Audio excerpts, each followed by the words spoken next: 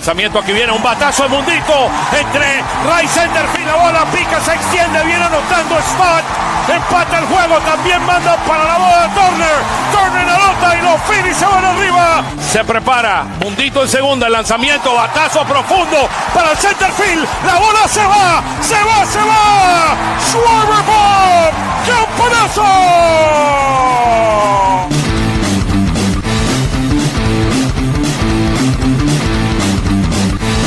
Aquí viene el lanzamiento, swing y lo ponchó. Ponche de Alvarado, amigos.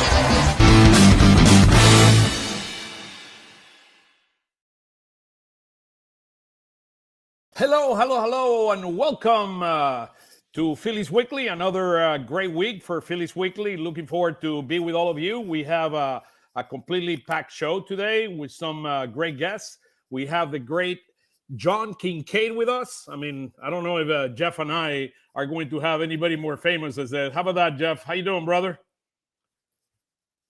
Let me see. Put him on the stage here. There you go. There's the man on the stage. How you doing, Jeff? How's it going, brother? Pretty good, bud. Took a week off from the Phillies, back from New Orleans, and ready to go. The White House. I mean, the White House. That's what you were with us last week. Yeah, that's why I wasn't here. I couldn't remember why I wasn't on the show, and you just reminded me. How was the White House experience? How was that? Very different. I'll just say that it was pretty cool, though.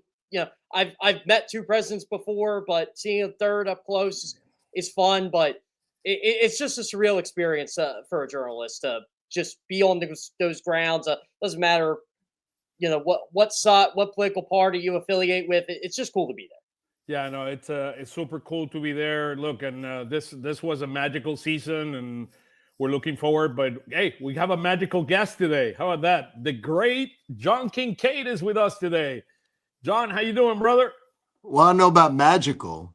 I'm not sure what magic's involved with that, but I'm glad to be here. I said that's great, and great is a relative term that you're just throwing around here. Come on, but I'm glad to have you. I'm glad to have you in the Kincaid, where I made sure to situate myself tonight in front of the Super Bowl tribute wall. Oh my! Which is the tribute wall to Super Bowl 52 on the left and Super Bowl 59 on the right. As you can see, Super Bowl 59 not really populated yet, but the Super Bowl 52 tribute wall populated.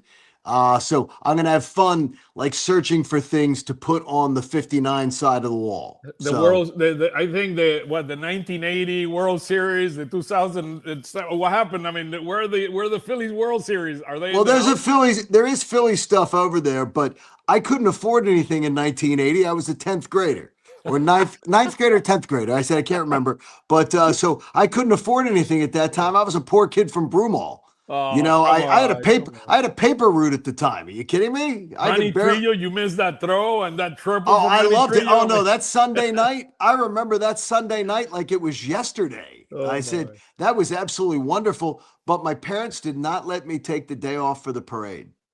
Well, my grades, I had not. I was struggling a bit in my grades, and my parents did not let me take off for the parade. Did you get to go in 08 though? I did. In 08, I had to be down. I was in Atlanta at the time doing my radio show in Atlanta. Oh my God. And it was Georgia, Florida weekend. Oof. So we do Georgia, Florida weekend is like a huge thing down there. So we would broadcast live from Jacksonville. I was watching that with like tears in my eyes down in Jacksonville on television on ESPN2, I think. So it broke my heart, Jeff, to have to see that. So I can tell you the parade this year was truly, I said it was the bucket list item of my career. I said I absolutely needed to see an Eagles Super Bowl parade, but hell, I'll take a Phillies one. I will absolutely take a Phillies one. And I think that it's still in the cards. It's way early. Hey, when you're a little kid, you dream of being that Broad Street parade. And look, sure, I was there at the Eagles in one of those buses. The next mission is getting on one of those Phillies buses. That's my next mission in life. So you know what? I'm jealous of you two. You got to ride a bus. You had a perfect. Where were you at, John? We went to the White House. And you're at the White House. I was at we broadcast from the Cambria Hotel at Broad and Locust, and we were on the second floor patio overlooking Broad Street. It was perfect. Nobody in front of you, perfect view. It was absolutely amazing. And I'll tell you, it's one of those moments I'll remember that on my deathbed, how wonderful that day was. It was unbelievable. And look, Oscar, Jeff, I was on my deathbed a year ago. So, I mean, I absolutely will remember it. It's up here. And I'm glad I lived long enough to remember it. So I can't You're wait. the best, man. I know That you've was had awesome. to go through a It was number of awesome. very important battles, more important than But hey, sports or anything else, and you're alive and kicking. I'm and alive and kicking doing better than ever. and You were ornery you as were one of the hell. you were one of the first people I thought of when I was at New Orleans at the Superdome and in the fourth quarter and it was 40-6. I'm like, you know what? That son of a you know what, John Kincaid. He got to see pretty much every game that season because the year before you weren't at that many of them. No, and I miss seeing you guys, and I miss seeing all my peers in the local media, and honestly, all the fans. Like I would go visit friends of mine from O'Hara, friends of mine from Temple, kids I grew up with. On the way into the stadium, I always go see people going in. Like if I'm going down to a Phillies game, I'll run into people. It's a special event. What we get to do. I'm always a little suspicious of guys who get to do what we do for a living that don't appreciate every damn minute of it. Absolutely. Because it's joy and happiness every single day. It's right on my Twitter profile. It is, if you're not joyous doing this job, and I know too many people who do it, and I'm not going to name them, who tend to show up for work miserable. And I don't understand it because I feel fortunate every single day. And I get up at 4 a.m. while you guys are getting your beauty sleep. That's all I'm going to say. You know, I don't know how I'm this good looking when I get up at 4 a.m. Oh my God! Oh, Hey, shame my have head. to I'm do it good that looking way, too, my friend. Go ahead, Jeff. Go ahead. No, but adding on to the joy part of this, like Oscar and I did that. As fun as it was seeing those guys celebrate in the locker room, I think the most fun I had was Oscar and I walked on the field, picked up confetti, took pictures. We're like, this is the moment right here. Like we covered this game. He broadcasted it. Sure. I covered it. It was like, and I love how Work said to me, you know what, Jeff, go take an hour of your time. Seriously, go take an hour of your time. You're not going to get it back. Yeah, because it truly is a moment. And there's something special. I can tell you, having spent 26 years of my professional career in another city that I didn't grow up in and having an attachment to, and I got to be around, obviously, the Braves organization, one of the gold standard organizations in sports. But when you don't grow up attached to an organization and seeing them have success and being around so many locker room celebrations and having to wear the raincoat and people getting sprayed like last year, seeing the Phillies get to do it and everything. It's different when it's your childhood team. It's different when you get to experience that. It was different seeing the Eagles, hoisting the the Hallis Trophy and winning NFC championships 2 of the last 3 years down there at the Link in games that were sort of just blowouts that really didn't hold a lot of drama. It's been a great time in Philly sports, and the Phillies and the Eagles have given us those moments. We're very lucky to be a part of it, and the fan base here. It's been a really, really nice time. The 2020s have been pretty good. Yeah, no, this has been incredible. I mean, the ride the Eagles and both the Phillies have had. I mean, it's really, really special. And look, I pinch myself every single day when I'm broadcasting and giving a campanazo or in a football field. I mean, I was a fan like anyone out there. I mean, it's like you live in there and said, wow, I can't believe I'm doing this for a living. I mean, it's like you go and you pinch yourself and you said there's not a better place to be in life. And you got to enjoy it every single minute of your life. And you never know when you're not going to be here. So it's like this special. I say it all the time. Players you cover and players you form good relationships with, when you see them with that joy and that passion for them working as hard as they can and they win something, they're pouring champagne down your back or, asking you to smoke a cigar or whatever. That's a cool moment. And Oscar, we talked about it this morning on Kincaid and Salchunas. We both, Andrew and I both believe. I was listening to it, by the way, not at 6 a.m. in the morning. Oh no, but I listened to it like around 8:30 or so. I put it on. We both believe that the Phillies organization, and we were talking about what Jose Alvarado did for the young man this week that was spotted in the stands That with was awesome. autism that absolutely mimics all his moves. And the way the Phillies organization, one of the organizations, Oscar, that you've gotten to getting to be a part of, and Jeff, you and I have gotten to cover, the Phillies, I think, in all of sports, do such a great job of connecting with their fan base.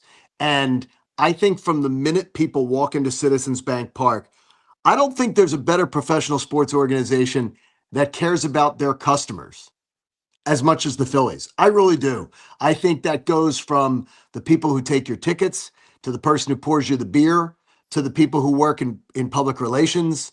I think they do an excellent job. And, we all know the John Braziers and the people we deal with, but I think the Phillies are a first-class organization, and Andrew and I were both bragging on them today. They see something, they read an Alex Coffey article that was a brilliantly written piece in the Inquirer, and then they go the extra mile to say, well, we can do more with that. We can do more to make this an experience, and it connects with the fan base, and it shows why they pack the place on a nightly basis. Absolutely. And look, it's a very, very special organization that, what you experience in Red October.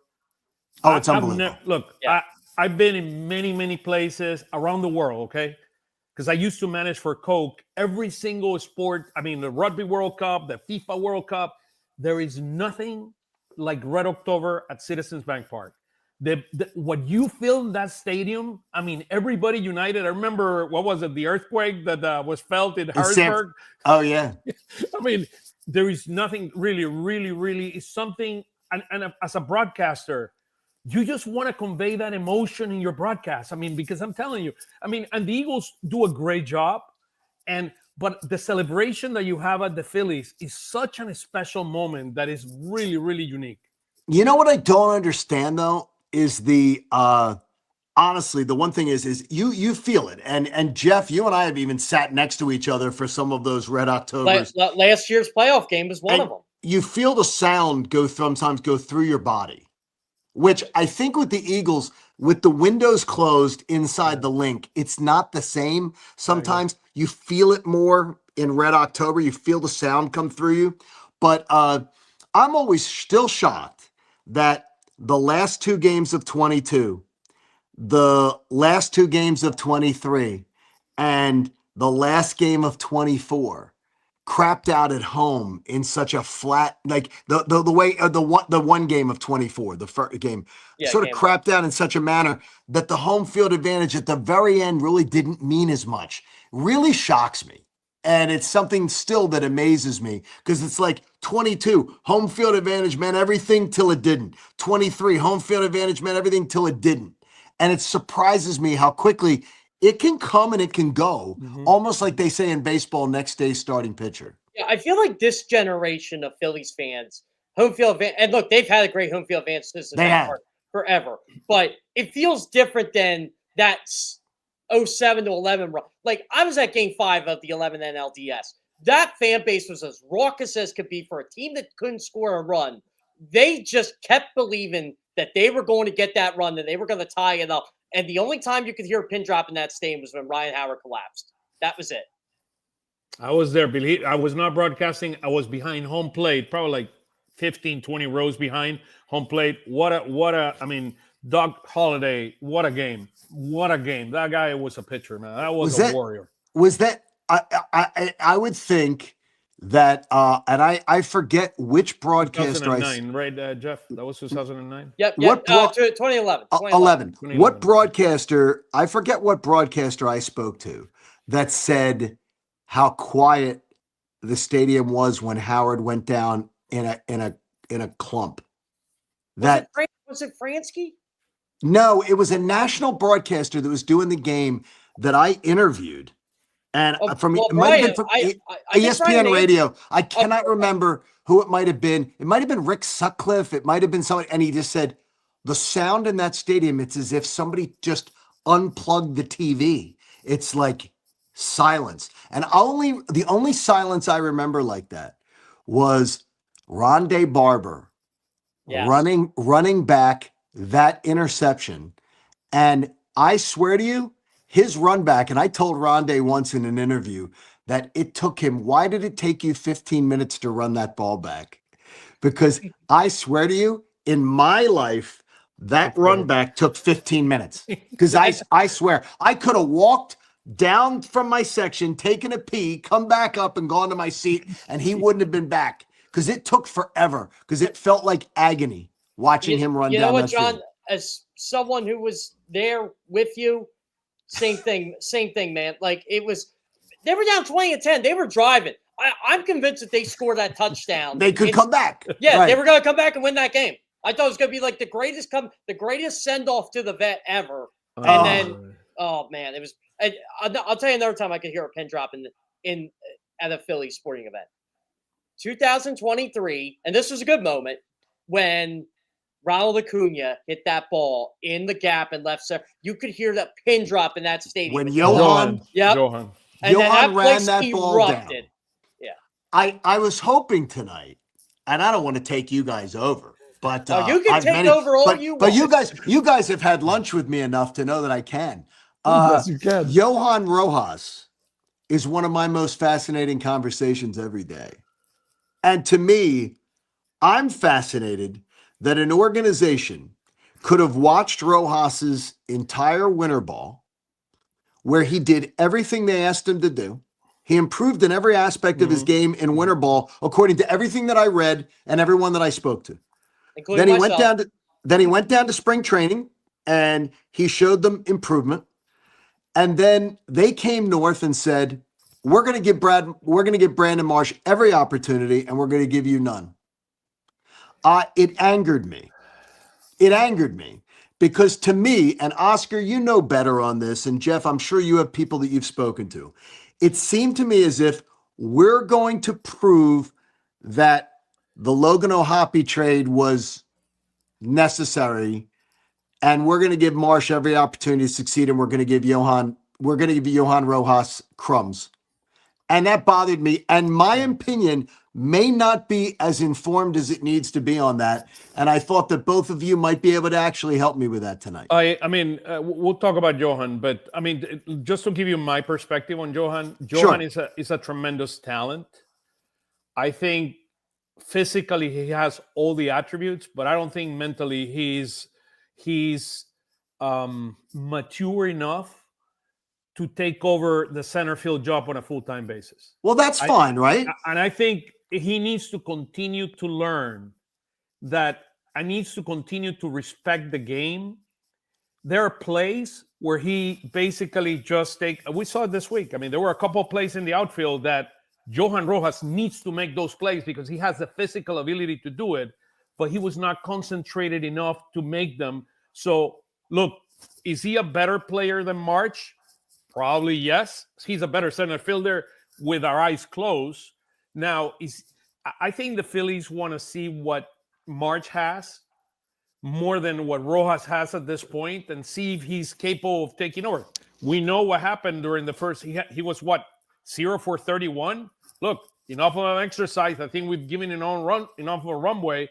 I do believe now we're going to see us kind of a 50-50 platoon. And I don't say, you have a lot more lefties, a lot more righties than lefty, but I see a 50-50 split for now. And if one of the two take over, they're going to run with it. But I agree with you that today, Rojas looks significantly better than Brandon March. There are people that I remember around the Braves organization that I know that have tried to spin it that they tried to take the flair and the showmanship out of Latin players.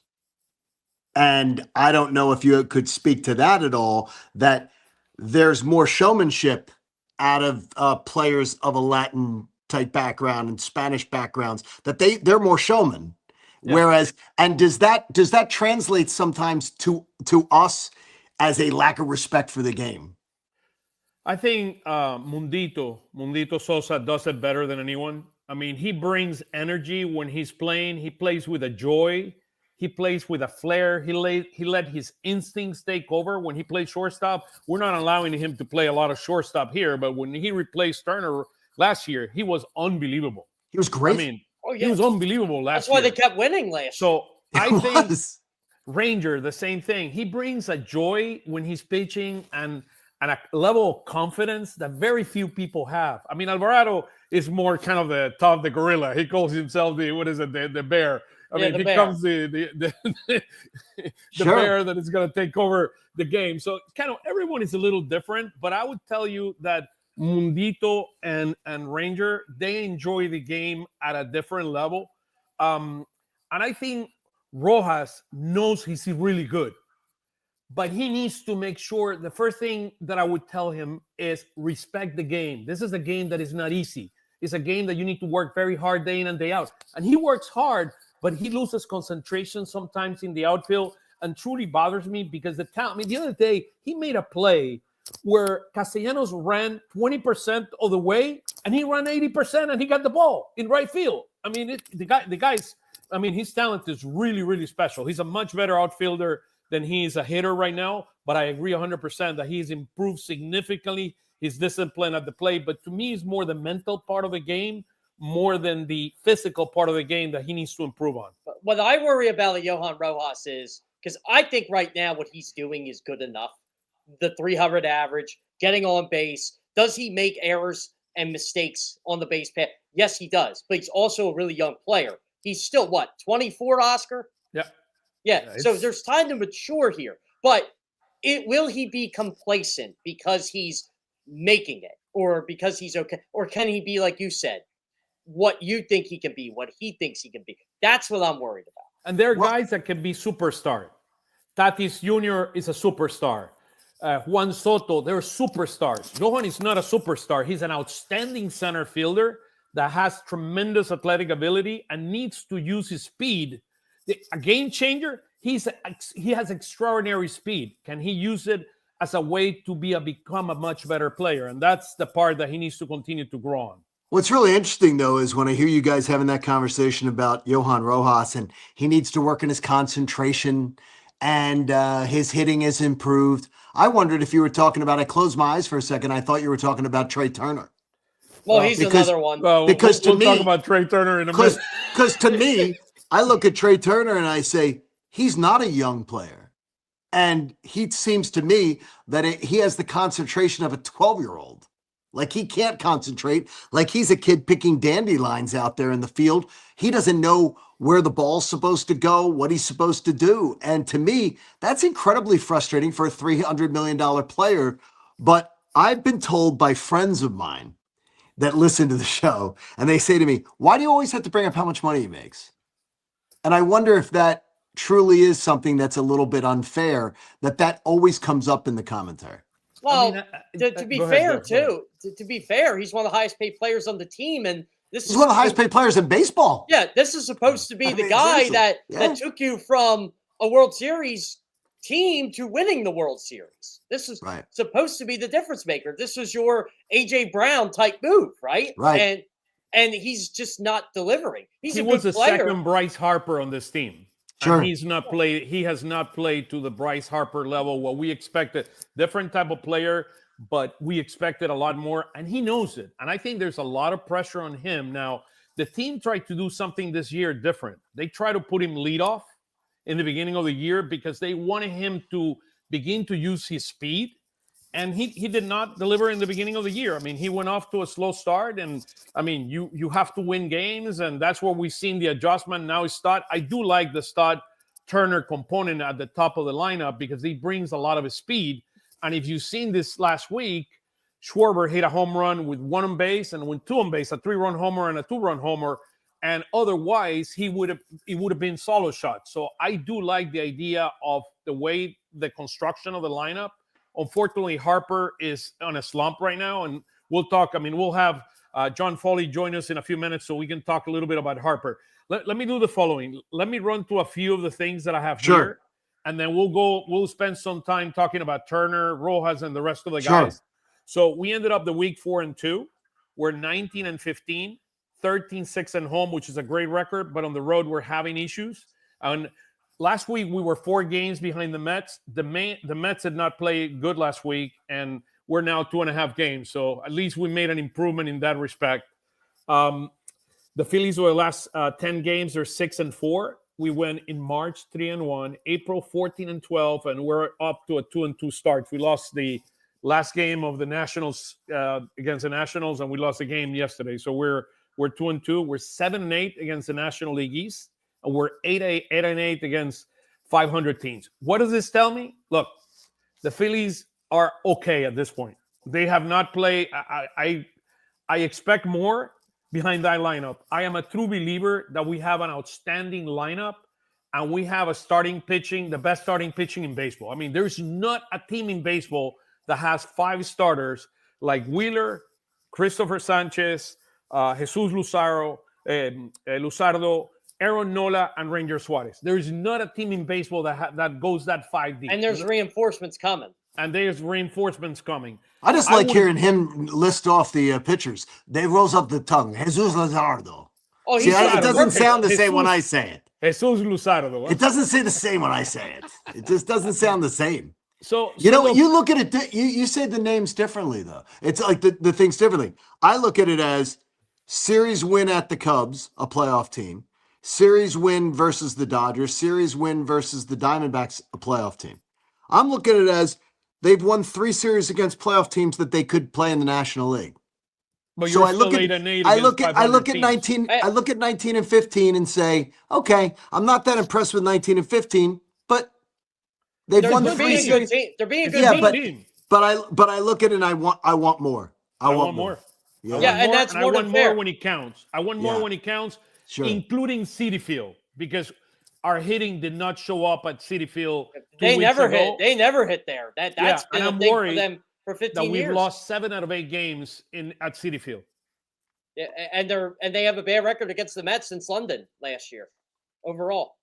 Yeah, it's just not. It hasn't been good. But the thing is, the Mets. I personally don't think the Mets are the biggest challenge, and I may get proven wrong. I think it's still the Braves. Yeah, here's the thing about the Mets. They played 20 games in April against teams under 500. They're taking advantage of teams they should take advantage of. I'm not taking. And the Phillies haven't taken enough advantage of those teams. Cardinals and them. They have to. The Phillies are going to have to do that. So let's see a little bit. Let's talk a little bit about hitting. So I don't know if you can see the chart. Then I'll pull it out. I can see it. I'll extend it a little bit more. But the Phillies are scoring 4.68 runs a game, which is 12 in MLB, which is, I would say, slightly above average, but not much bigger than that. And I think this team has the capabilities, has the payroll, and has the capabilities to be able to be much bigger, much better than it's been so far. So you can see here some of the numbers. Season to date. Oh, this is pitching. Sorry. Let me go back. We can go to pitching if you want, Oscar. Yeah, I know. Let's go into first of all, let's go into hitting. So you see, I mean, the top hitter, by the way, Weston Wilson. What a home run yesterday! My goodness, that was. I got back in the game. He got us back in the game. 3 runs. I like the fact that we're a few days into May, and you've already got Schwarber at 11 and 26. Because that's all I care about with him, and already with 27 walks. I mean, to me, that is extremely promising. You got Schwarber by his numbers. It could be on a 50. It could be a 50 home run season for Schwarber. He's on pace for 51 now. Yeah, that's fantastic because you expect him to be, not to be there. What concerns me is I don't know. I look at the 6 and 17 with Harper, and that bothers me. Yeah, well, Harper is, and the 1 and 11 with Turner is just, you got to be kidding me. Well, Turner, I mean, if you look at the last week, this is the season to date, right? So Schwarber, right. I mean, you see a Kepler kind of coming up, Harper overall. I mean, that's not a Harper number. And we'll talk more about Harper when John joins us momentarily.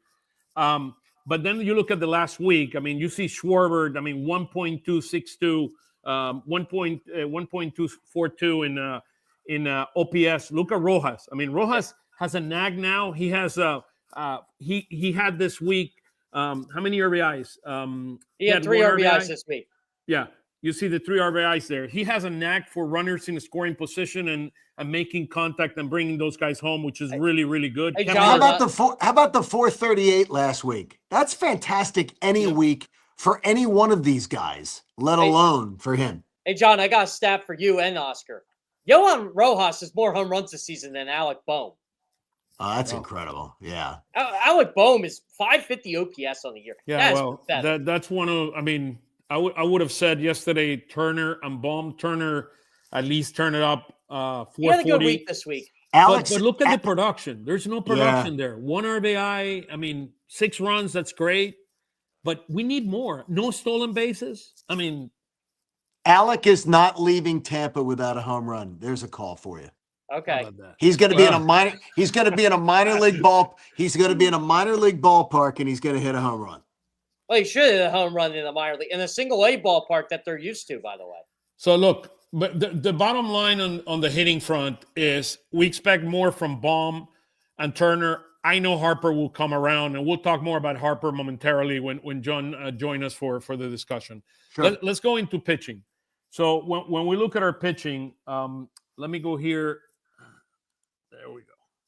That's a season today. I mean, our starting pitching have been carrying this team. Look at I mean, Luzardo. Look at Luzardo. Yeah, Luzardo is out of his mind at 194. I mean, 351 ERA for our starting pitching, number 7 in MLB. I mean, Luzardo has been completely insane, 3-0, That's 194. That's an all-star season right there. I mean, it's Cy Young season. How about that? Yeah. I love you know what I love is that, and I want to know too how concerned you are because, you know, his innings, what's his career high in innings? 120? 178. Oh, 178. He had one season 178 and another season 100, and it was in 2022 and 23. So that was with Oakland then. when he Okay. was there. Well, there we go. No, that wasn't with Miami when he came Oh, here okay, and when he pitched got here. traded. Okay. Yeah, he got traded, but he was hurt. His back was hurting all of last year, or most of last year. I think he had 6 starts last year, but it's 178. So I agree with you. I'm concerned about the number of innings that he's pitching.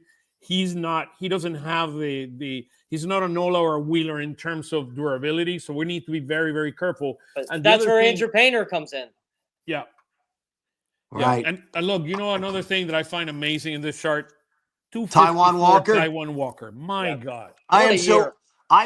I've been arguing with my peers at the radio station about it because I'm one of those people who thinks sports talk radio gets a bad rap, and most of the time it earns it. Because Taijuan Walker has had one crappy inning. He has had one crappy inning all year where he was terrible. Where you have 6 runs in an inning, only 4 of them were earned, but there were 6 runs in one inning.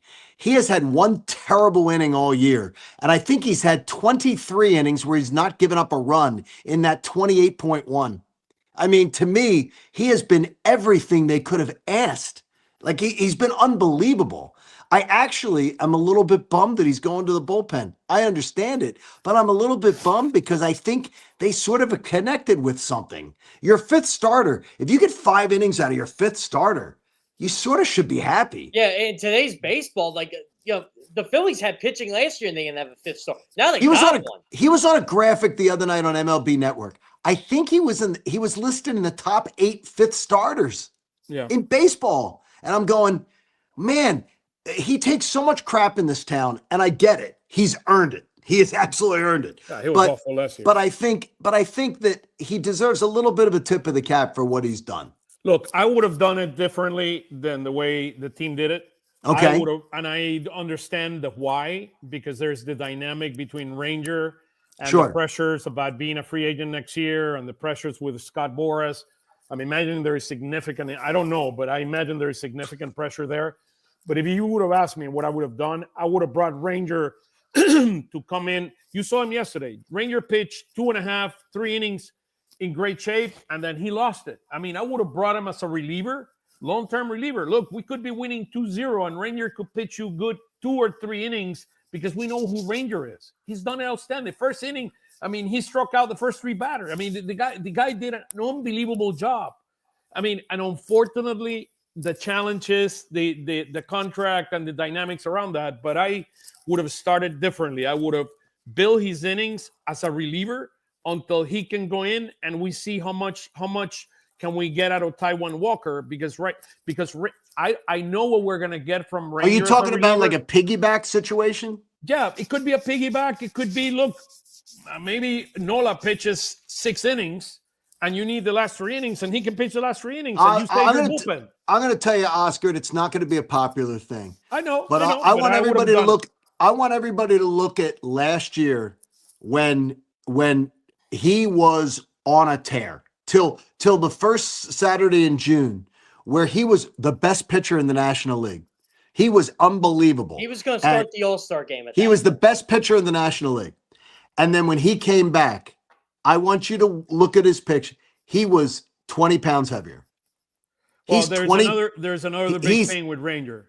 Yeah, and I know what it is. Taco Bell. Because he looks like he's hitting the buffet, because he looks rotund. And to me, that tells me you're not doing all the things you need, especially with a guy with back issues. The last thing you need is to be carrying extra weight. His face looks like a circle. And the last year of his contract, which is the other dynamic there. Yeah, well, what is he eating his feelings? I mean, I'm just being honest. He's rotund. He doesn't look like he's in great shape. And last year, before the injury, and when he came back, he was at least 15, 20 pounds heavier. And to me, that's not good when you're trying to, especially if you're trying to overcome back issues. Did he go to Passyunk Avenue when he was out there in London? Look, I don't know. The reality is he loses his control. He's not the same pitcher. He lost his control yesterday in the 3rd inning, and he absolutely lost it. In the first couple innings, he was completely fresh. And John, welcome to the show, brother. How you doing? Good. How's it going? What are your thoughts? What are your thoughts on Ranger yesterday? Oh, Ranger. I mean, I'm not going to judge them just off of one start. Yeah, sure. I feel like we need a little more time here, a bigger sample size to see what's going on. If he's a little bit. If he's carrying a little bit of extra weight, if his back is hurting, I can relate with those things. But again, I'm not a professional athlete. Yeah, you're getting old, John. Just admit. Oh, come on, John. Come on. Hey, by the way, there is one thing we need to give kudos to the team, except Alvarado, which somehow I am very concerned about potentially being overused right now, and he could lose his ability to be able to have the same effectiveness.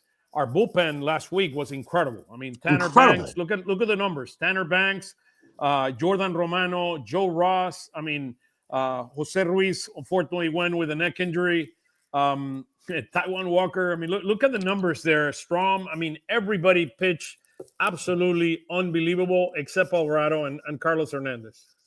So it's something to keep in mind. Look, I think we were lucky that we were able to save ourselves from a couple of scares, or one scare in particularly, which is the situation with Christopher Sanchez. So I think that was very important that we were able to get Sanchez back on the mound and Ranger to return. So let's hope Ranger does a better show in the next few outings. Bullpen overall went from 28th to 25th. 4.71 ERA, so it's improving. And I think one of the biggest questions with the bullpen is this one. Can Taiwan Walker be a reliable bullpen arm? I'm not 100% sure. He was going to pitch the 11th inning if the game would have gone to 11 innings yesterday. You guys have an answer for that? If you have an answer, I don't think Rob Thompson does. I've seen the post-game press conference. Yeah, I don't understand why Walker didn't come in to pitch the 10th, honestly. Like, I don't either. I just don't understand it sometimes. And look, I get Rob. I'm probably Rob Thompson's biggest defender on the planet. But some of his bullpen decisions, especially this year, you're just like, okay, why is he doing this? Why is he doing this in this situation? Does he know like what he had? Or maybe that's his sign. Maybe he's trying to tell Dombrowski, hey, I kind of need more here. I just can't rely on Joe Ross and Ryan Kirkery. And Joe Ross pitched well, by the way. But I don't have a lot of cards right now. And I mean, and Orion needs more consistency. We need more consistency out of him as well as Romano. But look, his sweeper is off, by the way. Yeah, his sweeper, he's leaving it up there and they're hitting it. I mean, that's the bottom line. So look, to me, and I say with all the respect in the world with Orion, because he's our future as a reliever, I would have, if the situation with the neck of Ruiz would not have gone, I would have sent Kirkering like we did a couple of years with Alvarado for 2 or 3 weeks in AAA to close games and be ready for what's coming the rest of the season. I think he would be much better prepared than trying to do this up here. My a couple of thoughts that I bring to the table. I think that's not a bad idea, but right now they need all the guys they Yeah, can get. they need people. They need bodies. I agree with John. They've asked, honestly though, and Jeff, I think you brought it up, and John, you may have alluded to it. They're asking Rob Thompson to do the miracle of the loaves and the fishes. I mean, they really are. They've asked him to do a lot. But some of his decisions, I just don't. I know. And Jeff, you and I have gone back and forth on Rob Thompson for years now. And look, he's done a great job on the things he's great at. He's great at. I think he does do so many things as a manager that he does well. But like yesterday, I know that every single time the Phillies are up 2-0 in a series, I know when I see the lineup of the third game when they have a chance to go for the jugular, I know that I'm going to be pissed off. I just know that I'm going to look at the lineup and go, what are we doing here? Like, did they let today a 12-year-old make out the lineup? I had no idea what was going to go on yesterday morning, but I knew I was going to be angry with it. And I don't understand it. I don't understand why Harper had to have the day off the field yesterday. Why does he have to have the day off yesterday? Why are you didn't like Schwarber? I heard why you, are you by the way, risking this morning. Schwarber, the worst field conditions of the year? You're putting Schwarber in left field, a position where he's actually broken his leg in his career in left field. He's actually broken a leg out there. You're putting him in the worst conditions of the year to play left field, where he plays it. You should hear circus music when he's out there anyway. The getaway games are so frustrating how the lineup is set up. I don't understand it. I don't understand it. And I'll never understand it. And to me, that just is, it just is crazy to me. And Max Kepler played some center this weekend. And Max Kepler, yesterday morning, MLB Network, they put every day on their scroll the fantasy players that are the best players to potentially play in your fantasy lineup or for betting, whoever their betting numbers are tied up with. And Max Kepler was a play of the day because of who they were going up against. His numbers were so good against the pitcher, and they don't play him. It makes no sense. He was one of the hottest outfielders in the game, and his numbers were great, but they don't play him. It just doesn't make sense to me. I think, and you know what's crazy about? They were off today. Yeah, exactly. There's no feel. To me, that's a manager not having a feel for the game. If Kepler would not have played, if Kepler would have played yesterday, Weston Wilson would not have hit that 3-run homer. How about that? Well, I mean, you could do a lot of. You don't know what would have happened. You're gonna say Weston Wilson might have Weston. Well, you don't know what happens if that doesn't happen. Kepler was the hottest player in one of the hottest players in the game going in. My issue with yesterday was, and again, I'm never the guy who says you keep a pitcher in too long. I actually thought I kept Ranger in too long yesterday. Yeah, well, he needed innings, so that's the. But I'll tell you what. I agree. I mean, I talk to a lot of pitchers, a lot of retired pitchers, and they say, "You don't have it. You don't have it." But they'll never admit to the manager they don't have it. But the manager's got to have a feel. Hey, he didn't have it today. Well, let's go to the bigger question here, John. All yours. Go ahead. All right. Go ahead, Johns. All right, Harper. So yeah, we set up a slide and everything here with some stats that Zalecky pulled for an article on MLB.com. First 22 games, everything was golden. We see here the last 12 games fell off to a 170 average, just the one home run, 3 RBIs, 568 OPS. Everybody's stressing out. I know Tim Kelly has some footage of him after the game. Harper's putting a lot of pressure on himself. I think we need to relax about Harper a little bit. I think Rob Thompson said he's the last guy he's worried about. I would agree with that. If you look back, I took a look at the numbers. If you look back, Harper's been in the league 14 years now. This is his 14th year in the league. If you look at 12 game spans, how many of those years has he had a 12 game span with a batting average under 170? Anybody got a guess? All of them, John? Almost 13. I would have guessed 15. Yeah. Well, 14 years, but yeah, he'd have 15 different stretches. Yeah, so 13 out of 14 years that's happened. The only year it didn't happen was in his ridiculous 2015 MVP season. Which is probably one of the best years we've seen out of anybody since like the 60s. I mean, it was ridiculous. So that would be the exception. Same thing with OPS, 13 out of 14 years. He's gone through a stretch like this at least once, by the way. I mean, there's lots of years where this has happened more than one time. and it's a completely separate 12 games stretch. OPS 13 years, 2015 being the exception, the only year he didn't have a 12-game stretch with an OPS under 568. And then also 13 years out of 14 where he's had 1 or 0 home runs in a 12-game stretch. And actually, 2015 is not even the exception there. It was 2017 where he only played 111 games, and he's pretty consistent with the power. So I think when you take a look at all that, it circles back to what you might think when you just generally think about Bryce Harper, which is he's going to be fine. These slumps happen. If it gets to be 20 games, 25 games, then okay, what's going on here? 12 games is too small of a sample size really to get animated about Bryce Harper or get concerned about Bryce Harper. He has to be better. You got the quote right here. I say, he's frustrated. I love this about Harper. I love he takes full accountability. Look, it's on me. I got to do better. He doesn't say it. I know I'm the start of the team and I need to do better. And look, I love that he does this. Yeah. He's got exactly the right attitude. He's putting pressure on himself. He's been doing this for a long time now. He's been through it over and over. He's going to figure it out. Yeah. And you know what? Bryce is struggling in a sport where you fail a lot. It's just the way it is. To me, I think he puts too much pressure on himself in these late game at bats. Like, what was it? The 10th inning yesterday, comes up, swings at the first pitch like he normally does, misses, then kind of hits a weak ball to the outfield. It's like, I know what you're trying to do, but I think you're trying to overdo. Can I ask you guys all something, because all three of you are in the clubhouse more than I am. So I got to ask you all for an impression of this. We're very critical of, and the organization has been critical of, Alec Boehm for the mope routine. I've seen very bad body language of Bryce Harper just on the television alone. The other night when Max Kepler hit his home run and they were up 3-2 on Friday night, the entire dugout is going wild. And there were two faces staring off into space. Bryce Harper and Rob Thompson just staring off into space. And to me, I'm like, where's the energy? I almost sense I'm stuck in my own mind. I'm stuck in my own business.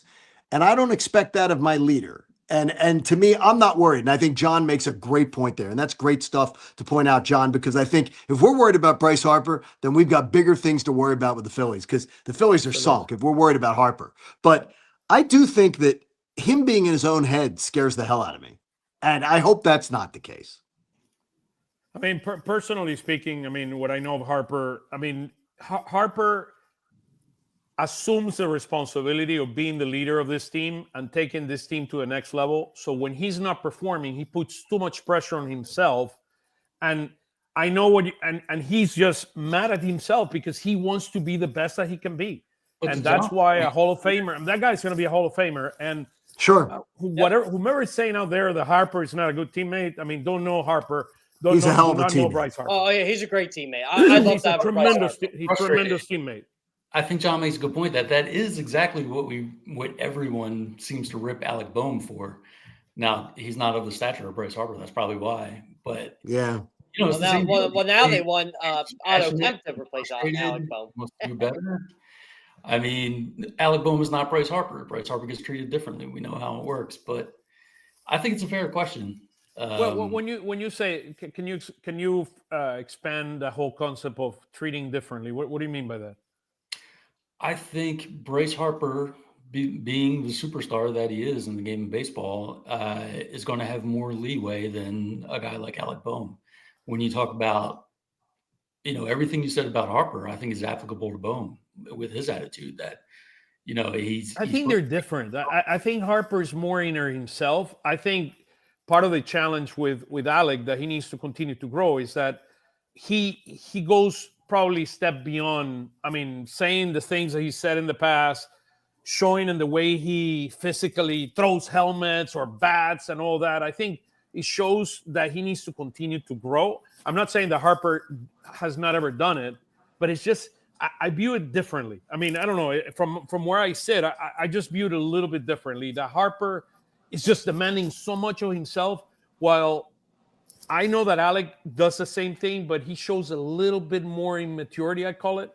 I mean, I do blame for one thing that I do not like about Harper is trying to extend bases more than with a base hit to center field, trying to extend bases. So it's not that I'm not critical of him, and he knows better than anybody. But there are things that Alec does that he needs to continue to show the level of maturity and the emotional intelligence that is required to be able to get to this to be able to perform at the highest level in baseball. And when Harper does that, does JT do that?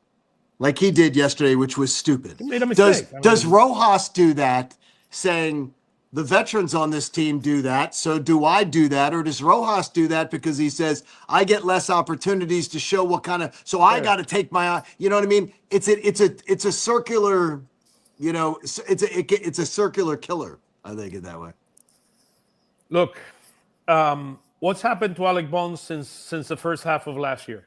Well, I can name some external factors that has happened now. Yeah, sure, but beyond the external factor, don't you blame my alma mater, Cardinal O'Hara, for anything. You know what? I'm blaming my alma mater too in this. Yeah, by the way, he got probably best hit of the year yesterday. I mean, when he got the base hit to bring the tying run. I mean, and I love seeing the smile. Seeing the smile. Maybe that loosens things up. I hope. I mean, I hope, but I really. I mean, he had 70 RBIs or 77 RBIs in the first half of last year. And then he had, I think, 23 the remaining of the year. He had back-to-back years with 97 RBIs. Like, we know the guy can drive in runs. Look, the guy has all the talent in the world to be an all-star third baseman. That's what we need. That's what we need. Sure. That's what we're asking out of him. Have the best version. That left side of the infield is a landmine. I mean, it's like, seriously. Wait, okay, so this is the question I want to bring to you guys. I'll start with you, Foley. Do you bring up Otto Kemp to kind of get Alec Bohm's head out of his you-know-what? No, I think you bring up Otto Kemp if you're ready to give up on Alec Bohm. I think that's I would agree. Yeah. You don't want to bring Kemp up if you're not going to play him. You'd rather have him just getting everyday at-bats in AAA. And he deserves to get everyday at-bats. Yeah, So if you bring Otto Kemp up now, what are you going to do with him, really, I guess is my question. I think I would use him as like a super utility guy if they brought him up. Yeah, I mean, it's possible. I think we're not going to see Kemp until they're ready to give up on Bohm. Or, Kemp, he's hot right now. He hasn't been considered, a top tier prospect on his way up, and that's for a lot of reasons. He was injured, wasn't drafted, and he's done a tremendous job. But you have to give up something to get something. And if you want to talk about the trade deadline and guys that might have value but aren't maybe the core, maybe that's the name to watch. It's better giving up. It's better giving up a water to tie it. Yeah, Painter's obviously untouchable. Miller's pretty close to untouchable, and I think Crawford is your third sort of. Well, let's talk about the untouchables. How about that? Is this? By the way, Tyler wanted to join us, but he lost power. So he sent me a text here that he lost power. So we'll remain with John here if you have the time, John. So we can go over this. So this guys were the players of the month. Otto Kemp, which has had an unbelievable. By the way, I went to every single stat in the minor leagues last week. And guess what? Last week, we had two players of the week. The same players of the week that had the player of the week last week got it this week. I mean, that's awesome. Look at the number. I mean, look at the numbers of this guys this week. I mean, Otto Kemp, 448, 3 doubles, 3 home runs, 8 runs, 14 RBIs, 500 on base percentage, 1.3. I mean, who can beat that week? I mean, it's incredible. Is this the perfect storm, though, that you're hoping, God, keep this going for another month so you can flip Mick Abel? Man, that's the thing. He's a top 10 draft pick. He's finally figuring out. Great kid, by the way. But I'll tell you what, John, you can never have enough starting pitching. I know with this team they got enough, but you're right. Because nobody's trading for wonky back Ranger Suarez, right? In the last year of his contract, are they? Sure, they're not. But Mick Abel, they're like, okay, this kid's figured it out. All of a sudden, Yeah. And Rainier needs to show that he's healthy too. That's the other thing. Yeah, I mean, exactly. So it's just I'm fascinated to see what they do, and I agree with John. The minute you bring up Otto Kemp is the minute you just start messing with somebody's head, and I don't want to do anything. The Phillies seem very fragile. The Phillies seem like a fragile mental bunch because it seems like they can go ice cold in just a flick of a switch. And that worries me. So I don't want to do anything that potentially messes with the mental chemistry. I wanted Tyler to point this out because it's his stat. But I took notice of this too yesterday. The Phillies are the only team that hasn't called anybody up. Were you saying anything? I have all the look. It's true.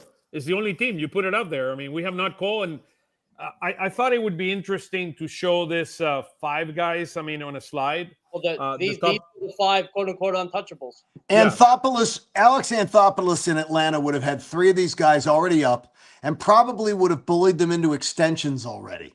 Yeah, all of them would have extensions right before they got their first legal drink. I mean, it's like the Phillies have something about there's a fear of age here. Like they're a fear like these guys are going to fail if you bring them up too early. And it's an organizational philosophy I don't get. I don't understand. Like Painter, I get because of the injury. Well, no, the injury, I get that totally. Yeah. I think that's my issue right now. I don't think any of these guys are ready. That's the issue. But I agree with you. You believe Crawford's not ready? What about you, John, from what you've heard and what you've seen? I think you could certainly give him a shot. I mean, could Crawford be worse than what you've seen? He will not be. The question is, what are you going to do with Johan the day you do that? Yeah. Yeah, I mean, it's kind of the same issue. I mean, there's just not a lot of spots unless you're ready to give up on a couple guys. By the way, my dear friend Steve Porter here basically just stated that at this point there is no plans, to his best knowledge, that Otto Kemp might be coming up unless there's an injury. I've heard the same thing Steve has had. I've heard, and it makes sense. But Crawford, don't even think about it. Don't even think about it. Yeah, absolutely. Look, continue. I mean, I hope he continues and provide us a great season in AAA. And then we can think about what's going to happen in the offseason, about the possibilities, or maybe in September, so he can get his feet wet. I mean, but the reality, I mean, if he keeps hitting 322, 18 runs, 9 stolen bases, a 390 on base percentage, that's all we need. That's all we want. And I'll tell you what, this Lehigh team too, they're good. They have legit young players on this team. That's the flip side of not bringing anybody up, is that they're stacked at AAA. Well, now they're going to get Andrew Painter. So Andrew Painter have pitched in Class A. He's pitching on Thursday. Yep. He's pitching on Thursday. He has 4 starts. Do you know what was amazing? When I was putting this chart together, look at how Andrew Painter and Moises Chacea has the same 397, 11.1 innings, 10 hits, 5 runs. So it's not a typo, by the way. And I'll tell you what, Josh A pitches for a much worse team than Andrew Painter. If I asked all 3 of you right now, Painter gets his first start in the major leagues, give me a date. July 17th. Okay. July 17th. What about you, John? Where you go? I'll go a little earlier. I'll say, how about the 4th of July? Yeah, me too. Oh, Friday. Wow. That Friday game. Man, I'm saluting the flag on that one. I like this. The question is going to be, once he comes up, what is going to happen? Can you I do not know. What's funny is, and you'd have to track down my boy Leo Mazzoni on this, about the 6-man rotation and get into that discussion. Well, he was the king of that. Could you do the 6-man rotation? Wheeler doesn't like it. I know Wheeler doesn't like it. You know what? I'm sort of tired of, I'm not. But Bryce is a 3-hole hitter. I'm a 3-hole hitter, and but I'm willing to go to the outfield. I'm sort of tired of what the Phillies want to do. You know what's funny? I'm tired of it. We defend Wheeler and Harper on this stuff. But I remember 25 years ago, Bobby Abreu did not want to bat leadoff, and he was crucified for it. Yeah, I don't understand it. I honestly, I left this town as a young man and came back, and I don't recognize the sports town that I came back to. And I know it's the same bloodlines. It's just different generations, because it's as if now we let people call the shots and superstars don't get criticized, and we're not allowed to boo certain people. We're not allowed to criticize certain stars, because I don't give a damn what Bryce Harper wants or what they like or what they prefer. You hear, John? He chose us. Yeah, and that's part of what it is. And the Hey, John, pandering. I have this question for you. Yes, sir. Which one? How Which would John? you compare the fans in Atlanta? I mean, think that the fans in Atlanta are viewing the Phillies team. How does the fans in Atlanta react versus the fans here? What's the difference between the two fan bases? Well, the difference is first off, the got to think of it this way: is for the fans in Atlanta, the Eagles, they consume the Braves like we consume the Eagles. Okay. So they live and die by every loss. Because they are the Eagles down there. Because they have the freaking Falcons. So you got to understand their pain. And they have the Hawks. You got to understand their pain. So, and they have had so much success. They've eaten filet mignon at the buffet forever. So they've had nothing but great success in seeing great teams and a real good organization. Mm-hmm. So they overreact to everything. And they expect greatness, and they hate the Phillies. They absolutely hate what the Phillies are. They hated the way that when the Phillies have stood in their way and the Phillies sort of seem dusty and messy and scrappy. They don't like that, because that's everything the Braves aren't. The Braves aren't messy and scrappy and everything. The Braves are corporate, and the Braves are clean and neat. They don't like it. The Braves fan base, though, they do not. They're very they don't like what we stand for, and so they don't want to come to a game and create 4 hours of hell. That's not what they're about. I'll tell you what, you couldn't see a Braves fan in Game 3 of the 2022 NLDS when it wasn't happening. Gosh. I said that stadium was full of season ticket holders that kept them through that decade. And when Hoskins hit that home run, I still tell people that was higher than the World Series than when they won. That was like everybody's emotions. Yeah. I was on that day. I chose to be in the stands that day with my daughter, who grew up in Atlanta and grew up with her dad working for the Braves flagship station doing a show. She's a big Phillies fan. And she's a huge Phillies fan. And she wanted to be there to flex back to all her fans, back to all her friends in Atlanta. And that bat spike by Hoskins, we were right in the first baseline. There's nothing like it. I think it's one of the most memorable moments of my entire fandom as a Philadelphia fan. Wow. Watching that bat spike. All the crap Hoskins got and the bad postseason he got booed. Remember, he made the error in the game before. Yeah. Down in Atlanta. They should have been up 2-0. Yeah. I mean, really. And, just sending Stryer out of that game. Mm-hmm. And then I think it was Bryce Elder came in. I can't remember, but Harper just crushed that first pitch off him. Unbelievable. Yeah. It was last question about Atlanta. The change from Turner Field to Truist Park, was that positive? I mean, is it better? What's the dynamic around that? So much. Okay. Imagine, and I'm going to try to be as respectful as possible. Imagine you took the Phillies Stadium from right next to Temple University. Okay. And you put it in Ardmore. Okay. Ooh, yeah. That's the difference. And you built an entire entertainment complex around it. By the way, bars, we're restaurants, and everything. We're copying the battery. They're copying the exact battery. They're just doing it 3 times the size. Wow. Down at the South Philly complex. Philadelphia is going to love the battery. It's unbelievable. It's going to be completely different than what we're used to. But it's awesome because it is a destination before the game. It's a destination after the game. And it's a traffic killer because people come earlier to hit bars, restaurants, and everything. Yeah. So traffic dissipates in over a 4-hour period of time. Okay. And then traffic leaves over a longer period of time because people head to the bars and the restaurants to hang out and get something to eat or a drink. And so now, and then us older guys can go to bed. So it's great. So it works out well. That's beautiful. That's beautiful. Gentlemen, I've had a blast, but I got to be up at 4 a.m. Yeah. So can I tell we know you guys, you wish do. you the We know best? you do. Thank you, John. I love you Thank guys. for Mr. joining us. Foley, it was a pleasure. I'm going to steal that Harper stat if you don't mind that, John. You got in the it. morning. All There, yours. take care. Take care, boys. Thank John, you. you're the best. welcome anytime, my friend. I thank you guys. Take care. Thank See you, you. John. It's wonderful. Bye-bye. Thank you so much, See ya. brother. See you. So here's what's coming next. Jeff and John, I mean, so we have 3 games in Tampa. So we got Wheeler against Rasmussen, which has been pitching very well. His ERA is in the 2s. Sanchez against Bass. Bass has also pitched well. And then Luzardo against Pepiot. Pepiot, I think, came from the Dodgers.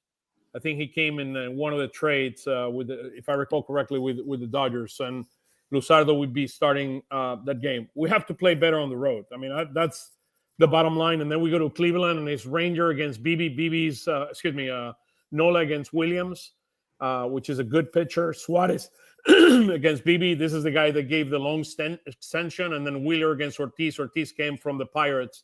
That's going to be a Sunday night baseball game. We're going to have our show next week after the Cleveland. So I'm probably going to be broadcasting the game from Philly. I'm not going to be in Cleveland that day because I have some meetings the next morning. So I'm going to be broadcasting, and I'm going to be at the stadium, and I'm going to be at Citizens Bank Park broadcasting the game, and then I'll jump in and we'll do the show immediately after the game. But any thoughts of how you see the week? And then we have San Luis coming over to town. Any thoughts of how you guys see the week? I mean, look, you said, Oscar, this team needs to be better on the road. Why not get this thing going in the minor league stadium to start? It's going to be weird, by the way, them playing in Tampa and not playing at Tropicana. I'll just say that. That Cleveland series is going to be fun. That actually was one of the series I was considering going to, but I've been traveling enough over the past 4 months. So I'll sit this one out, but I am excited for especially that Cleveland series because the Guardians they're one of the better teams in the American League. It's going to be I don't expect a lot of offense in that series. Yeah. You look at the Tampa series, Wheeler, Sanchez, Luzardo. I mean, for a team stacked with pitching, that's your top 3 at the moment, I think. So you got to feel good about that series. Cleveland, thus far this season, they've played well against the better teams, against the playoff teams. I think Oscar was talking about it earlier. And then St. Louis, you should be able to take 2 out of 3. So this should be, this is a stretch where let's see what they got. I think 6-3. What do you guys think? Ooh. Wow. You mean 3-3? Yeah, over or, the next. or you mean, or sorry, the 9-game stretch? Yeah, I think 6-3 is more than possible. I mean, if we go 4-2, I mean, I'll go celebrate. I mean, in the road. I mean, if we go 4-2, I'll celebrate. 3-3 would be okay. Would not be ideal. Hopefully, we win 2 out of 3 in Tampa, and then we get a good momentum going into Cleveland. Cleveland is a very tricky team. They know how to play baseball. I mean, that's a team that I'm concerned about. So I mean, they could play in the World Series this year just as well as anybody else. Yeah, this is interesting. Painter has to come to MLB as a reliever this year. I don't think so. That's not happening. Yeah, that's not happening. I mean, they're bringing him. They're not bringing him as a reliever. So it'll be an interesting week. I mean, we have. Then we have. So it's good that Wheeler has 2 games this week. I think that will help a ton. And then we have Sanchez and Luzardo. So I think it's reasonable to say that we can go 4-2. But our bats need to do much better than they did on the road. They've been doing on the road all year. So that to me is the most important thing. And then we have Sanchez, Luzardo, and Nola here at home against Libertor, which had our number. Yeah. And then they have their 2 best pitchers, Gray and Fetty, coming and pitching on Citizens Bank Park. Still, the Cardinals aren't a very good team, so they should take advantage of that. Yeah, absolutely. Anything more, guys? I mean, it's 8:09. We like to do it an hour. It's great to have you here, guys. Thank you so much for joining us today. I mean, it was great to have John, the John and John show. How about that? The John and John. John, where can we follow you in social media, brother? Hey, make sure to check out onpattison.com for all your Philly sports needs. It's not just Phillies. We got Eagles, Flyers, Sixers. And there's no paywalls, no login, nothing like that. By the way, subscribe to the newsletter because Foley needs you to. Do that also, please. Yes, always. And you can find me on your social media of choice at 2008 Phils with a Z. That is wonderful. Guys, thank you so much for the time. Look, the Phillies are in great shape at 19-15. Can we do better? Yes. The opportunity is there. The glass is half full, so there's a long season ahead. We're only in win 6, and we still have, 4.5 months more to play. So, but you know what's crazy? We're going to be hitting the quarter pole of the season after this week. 20%. I mean, we are 20% right now. Well, we're 34 in, so yeah, 34. I mean, if you divide 34 by I was told there'd be no math. Yeah.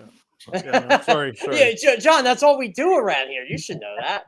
Between the three of us, 21%, 21%. So there you go. 21% of the season so far. So, look, a good start. 2.5 games behind our dear friends up there, and not dear friends, our dear enemies up north. And looking forward. Just one last thought: the Braves. What's your take on the Braves? I know they had a rough series. Tough series. They lost 2 out of 3 against the Dodgers. So, but they're coming. I mean, they're coming. They're playing much better baseball, and they're coming. I mean, there's no doubt in my mind that they're going to be there when everything. I mean, Acuna is probably 3 weeks away, 2.5 to 3 weeks away, and Strider should not be too far behind. They're 15-18. They're 6 games behind the Mets, and we are 2.5 games behind the Mets. I'm just going to say this. I watch a lot of baseball. They are going to be battling their butts off to get to 500. But it might take a lot out of them. You know, you can't have bad starts. I try to tell people this. You just can't have bad starts. And, yeah, they're coming. Look, they're playing better. But at the end of the day, they're still only 3 under 500. They're going to be there at the end. I really do. But it's going to – how much energy are they going to be wasting doing this? It's a good point about, the energy you use up trying to just battle and clawing to get back to 500. I do still think the Braves are the Braves, and by minutes, they're good. I think we're going to look at this as a 3-team race in the NL East. I do believe that by the All-Star game, the 3 teams are going to be right there, difference of a couple of games between one another, because they are. I mean, we are going to have to rely on our starting pitching to be able to go over the hump. And our hitting needs to turn it on. And look, the relief pitching, I think we were panicking last week. I mean, from a relief pitching standpoint, we had a good week. Particularly everybody except Alvarado had a really good week. I mean, and Hernandez. Look, I do believe Alvarado had a tough day yesterday, too. But yeah, that's what I'm saying. Alvarado had an 8 ERA last week. I mean, and my biggest concern with Alvarado is the number of times he's pitching.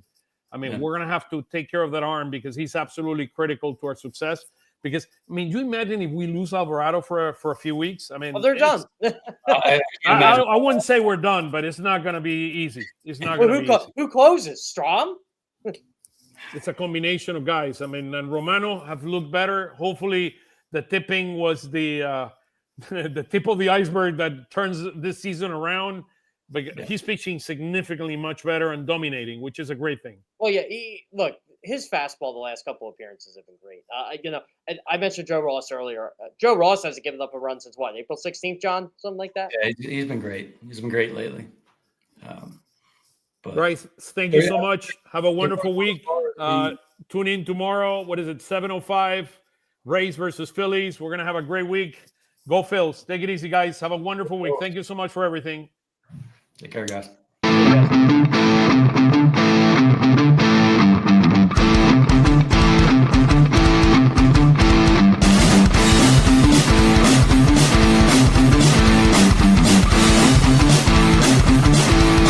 Lanzamiento, aquí viene un batazo de Mundito entre right center field, la bola pica, se extiende, viene anotando Stott, empata el juego, también manda para la bola Turner anota y los Phillies se van arriba. Se prepara, Mundito en segunda, el lanzamiento, batazo profundo para el center field, la bola se va, Schwarber Bomb, ¡campanazo!